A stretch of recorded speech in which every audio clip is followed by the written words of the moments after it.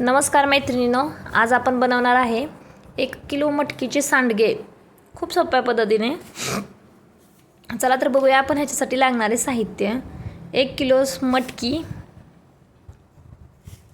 थोडीशी वाटीभर हरभऱ्याची डाळ, त्या वाटीच्याही निम्मी उडीद डाळ, वाटीच्या हरभऱ्याच्या डाळीच्या निम्मी उडीद डाळ, धने आणि जिरे हे सर्व साहित्य आपल्याला लागणार आहे। हरभऱ्याची डाळ घ्यायचं कारण म्हणजे हरभऱ्याच्या डाळीला चिकटपणा असतो, त्यामुळे ती घ्यायची म्हणजे ती पिठाला चांगलं चिकनाई येते। आता हे सर्व पदार्थ एक मिक्स करून घ्यायचे आणि जिरे धने पण त्यात टाकून घ्यायचे, मिक्स करायचे। नंतर हे तुमच्या आवडीनुसार मिक्सरवर बारीक करायचे असले तर करायचे किंवा बाहेरून दळून आणले तरी चालेल गिरणीवरून। आणि छान असं थोडंसं जाडसर असं पीठ तयार करायचं। हे बघा मी गिरणीतून दळून आणलेलं आहे, थोडंसं जाडसरच ठेवलेलं आहे कारण ते सांडगे जाडसरचे चांगले होतात आणि जास्त बारीक केले तर ते चिकट स्वरूपात होतात। बघा तरी अशा प्रकारे पीठ केलेलं आहे मी।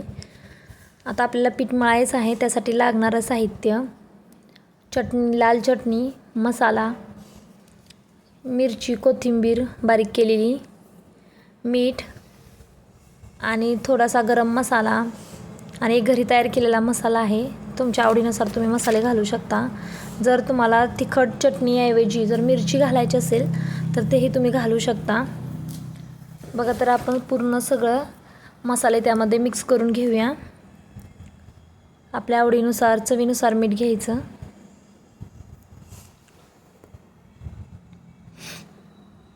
आलं लसूण कोथिंबीर बारीक केलेली पेस्ट घालायची आणि लाल तिखट घ्या किंवा चटणी पावडर घेतली तरी चालेल किंवा मिरची घेतली तरीही चालेल। बघा अशा प्रकारे आपण पूर्ण मिक्स करून घ्यायचं। व्यवस्थित पाणी घालायच्या अगोदर चारी बाजूनी।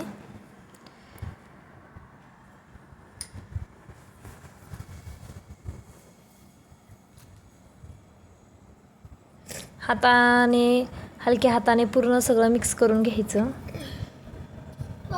बघा आता व्यवस्थित पद्धतीने मिक्स झालेलं आहे।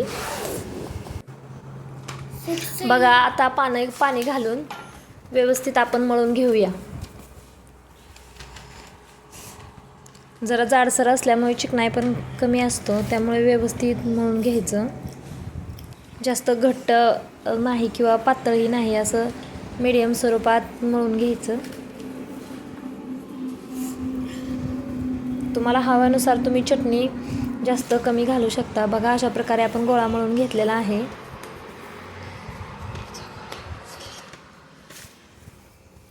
आता हा घेतलेला गोळा एका पातेल्यामध्ये ठेवायचा किंवा बाउलमध्ये ठेवायचा, कारण ते वाऱ्याने सुकल्यानंतर व्यवस्थित सांडगे पडत नाहीत।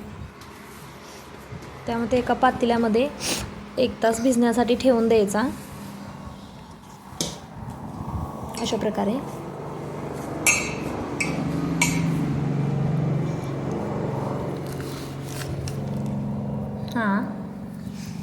आता 1 तासानंतर आपण पुन्हा घ्यायचा एक पेपर किंवा कागद प्लास्टिकचा हातरून घ्यायचा।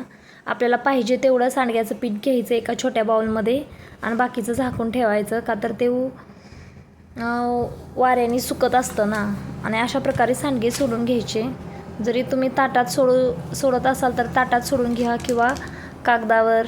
मी असा बॅनरवर सोडत आहे, माझ्याकडे एक छोटासा बॅनर आहे। असं व्यवस्थित सोडून घ्यायचं।